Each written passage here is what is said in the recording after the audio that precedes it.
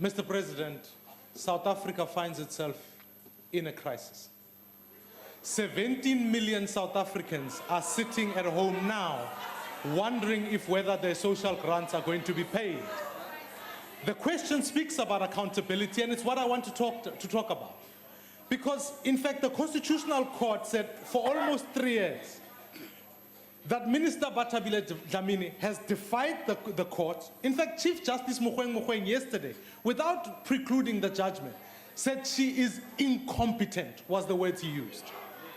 Now, Mr. President, she's ignored several legal warnings. She's clearly putting 17 million South Africans' lives at risk. Now, I think you've issued the statement to say grants will be paid on the 1st of April.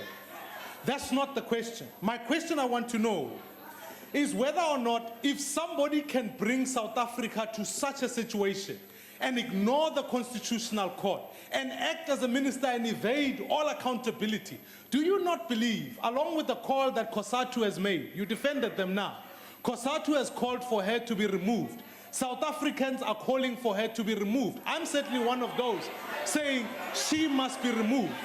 Do you not believe it's time for you to act and remove Minister Bathabile Dlamini from cabinet to safeguard South Africa? Order. The Honorable the President. Well, thank you. Thank you, Madam Speaker.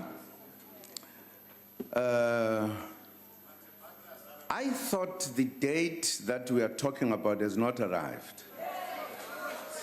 The 1st of April.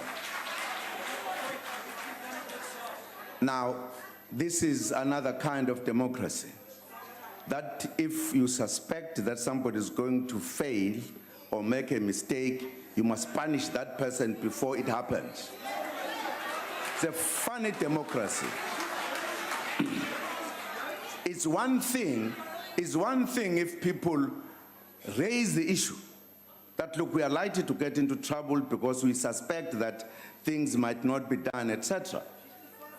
But to act as if the first has come and pensioners' grants have not been given and therefore you must take action, I'm saying it's a funny democracy that says punish a person before they commit a mistake. I've never understood. I thought what this country is doing has been, including the courts, is to address that issue so that we are not going to experience that kind of situation. And that's what the courts have been doing. And I have been briefed by the ministers what they've been doing. In fact, there was at one point a tender out which was not taken by the bidders. And therefore they had to start afresh again. There were very specific problems. I got detailed briefing from both the departments, social development and the treasury. It's not that they were sitting doing nothing all the time.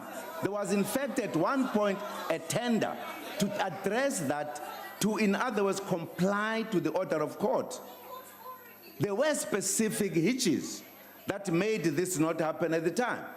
And now they are dealing with it. As I'm talking to you, Treasury, social development are sitting together to solve the problem.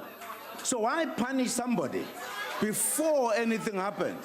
It's a funny democracy, funny legal system that a person before committing a crime must then be charged and be punished. You are a Democrat. I thought you stick to democracy and the rule of law. The rule of law does not say you punish a person because you suspect that the person is going to commit a crime. That's not the rule of law. It's almost like the law of the jungle. I get on to you as soon as I think you are almost, I suspect you are about to commit a crime. Then you are punished. No, sir. I disagree, honorable member. There's no crisis. Thank you, Madam Speaker. The Honorable Nkomo.